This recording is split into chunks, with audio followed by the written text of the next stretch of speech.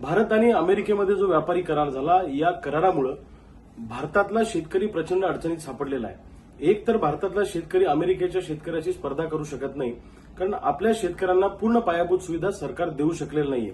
उदाहरणार्थ, त्या शेतकऱ्याला सिंचनाची पूर्ण व्यवस्था उपलब्ध झाली पाहिजे, नवं तंत्रज्ञान आमच्यापर्यंत आलं पाहिजे, पूर्ण वेळ वीज पाहिजे, गावात कोल्ड स्टोरेज पाहिजे, गावात गोडाऊन पाहिजे आणि चांगलं मार्केट सरकारने उपलब्ध करून दिलं पाहिजे।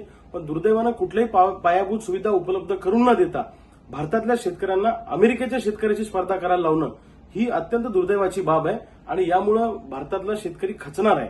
दुसऱ्या बाजूला मोठ्या प्रमाणामध्ये शेतकऱ्यांच्या आत्महत्या होत आहेत।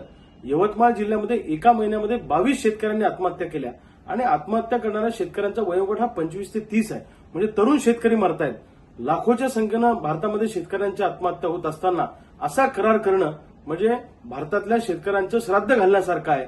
हा करार वापस घेतला पाहिजे अशी आमची मागणी आहे आणि यामध्ये भारतातला शेतकरी कॉम्पिटिशन करू शकणार नाही अमेरिकेच्या शेतकऱ्यांसोबत। एखाद्या शेतकऱ्याच्या पायात बेड्या घालायच्या आणि मग त्याला स्पर्धेत उतरवायचं, अशा पद्धतीचा उद्योग केंद्र सरकारने केलेला आहे। मला असं वाटतं की यामुळे महाराष्ट्रातला आणि भारतातला शेतकरी या स्पर्धेत टिकू शकणार नाही। त्यामुळे या व्यापारी कराराचा दूरगामी परिणाम देशातल्या शेतकऱ्यांवर होणार आहे।